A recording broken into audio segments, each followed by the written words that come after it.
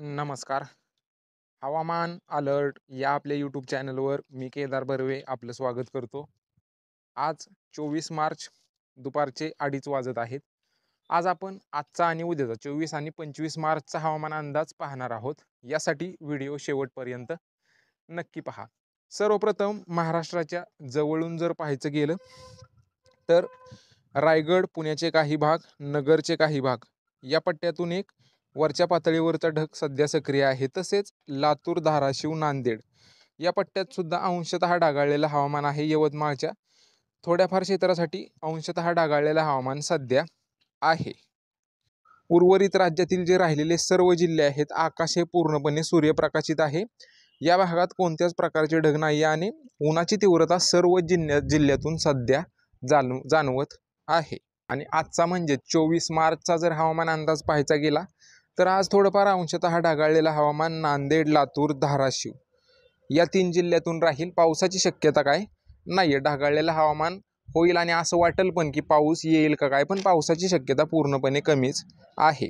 तसेच यवतमाळ, चंद्रपूर या पट्ट्यातून सुद्धा अंशतः ढगाळलेलं हवामान सोलापूर, सांगली, कोल्हापूरचे घाटभाग, सातारचे घाटभाग या भागातून अंशतः ढगाळलेलं हवामान होईल. पावसाची शक्यता कोणत्याच जिल्ह्यातून नाही. बाकी 29, 30, 31 मार्च आणि 1 एप्रिल विदर्भातील या सर्व जिल्ह्यातून पावसाचा अंदाज आहे. तसेच विदर्भातील पश्चिमेकडील जिल्हे, मराठवाडा आणि दक्षिण महाराष्ट्रातील हे सर्व जिल्हे या भागात 29, 30, 31 मार्च आणि 1 एप्रिलच्या दरम्यान थोड्याफार पावसाचा अंदाज आहे. त्यावेळी तशा आपण अपडेट तुम्हाला नक्कीच देऊ.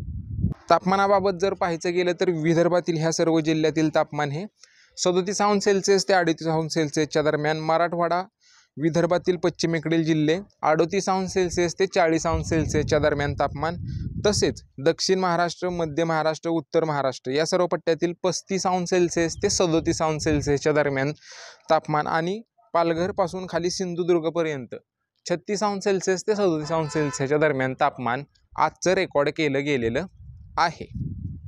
बाकी सध्याच्या अपडेटमध्ये एवढंच. तुमच्या जिल्ह्यातील रोजच्या पावसाच्या व तापमानाच्या अपडेटसाठी आपल्या यूट्यूब चॅनलला नक्की सबस्क्राईब करा आणि हा व्हिडिओ तुमच्या शेतकरी मित्रांना पण नक्की पाठवा, जेणेकरून ही अपडेट त्यांच्यापर्यंत पोहोचेल. धन्यवाद मित्रांनो.